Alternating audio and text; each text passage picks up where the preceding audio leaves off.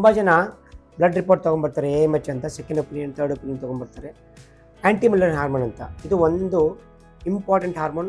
ಅಂದರೆ ಇದರಿಂದ ಏನು ಗೊತ್ತಾಗುತ್ತೆ ಅಂದರೆ, ನಮ್ಮದು ಒಂದು ಓವರಿನ್ ರಿಸರ್ವ್ ಬಯೋಮಾರ್ಕರ್ ಅಂತ ಹೇಳ್ತೀವಿ, ಅವರ potential of egg producing the baby ಅಂತ. ಇದರಿಂದ ಏನಾಗುತ್ತೆ, ಇಂಡೈರೆಕ್ಟಾಗಿ ನಾವು ಅವರ ಓವರಿನ್ ರಿಸರ್ವ್ ಚೆಕ್ ಮಾಡ್ತೀವಿ. ಅಂದರೆ ಆ ಫಾಲಿಕಲ್ಸ್, ಈ ಓವರಲ್ಲಿ ಎಷ್ಟು ಎಗ್ ಇದೆ, ಅದರ ಕ್ವಾಂಟಿಟಿ ಎಷ್ಟಿದೆ, ಮತ್ತು ಅದ್ರದ್ದು ಕ್ವಾಲಿಟಿ ಹೇಗಿದೆ ಅಂತ ಗೊತ್ತಾಗುತ್ತೆ. ಏಜ್ ಆದಂಗೆಲ್ಲ AMH ಕಡಿಮೆ ಆಗ್ತಾ ಹೋಗುತ್ತೆ. ಬಟ್ ಕೆಲವರಿಗೆ ಯಂಗ್ ಏಜಲ್ಲೂ ಲೋ AMH ಇರುತ್ತೆ. ಅಂಥವ್ರಿಗೆ ಏನು ಮಾಡಬೇಕು ಅಂತ ಹೇಳ್ತೀನಿ.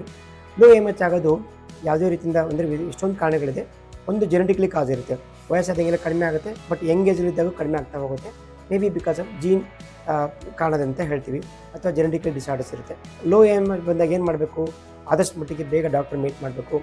ಇರೋ ಎಗ್ಗಲ್ಲಿ 1 ಅಥವಾ 2 ಇರಲಿ, 3 ಇರಲಿ, ಅದರಲ್ಲಿ ನಾವು ಥ್ರೂ IVF ಮುಖಾಂತರ 1 ಅಥವಾ 2 ಎಗ್ಗನ್ನು ಪ್ರೊಡ್ಯೂಸ್ ಮಾಡಿ ಬೆಸ್ಟ್ ಎಂಬ್ರೈನ್ ಮಾಡಿಬಿಟ್ಟು ಹಾಕಬೇಕು. ಲೋ AMH ಅಂತಿದ್ದಾಗ ದಯವಿಟ್ಟು ಡಾಕ್ಟ್ರನ್ನ ಕಾಣಿ.